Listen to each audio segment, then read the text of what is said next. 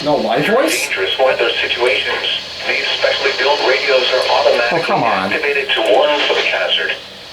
Tests of these radios are normally conducted by the National Weather Service in Chanhassen every Wednesday at 1 p.m.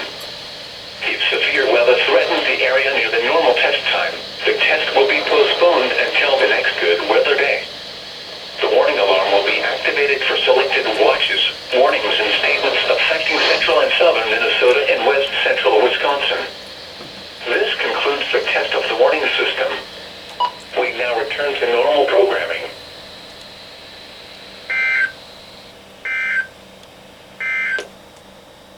Now the forecast for west central Wisconsin, including Eau Claire, Menominee, and Chickasaw. That's weird.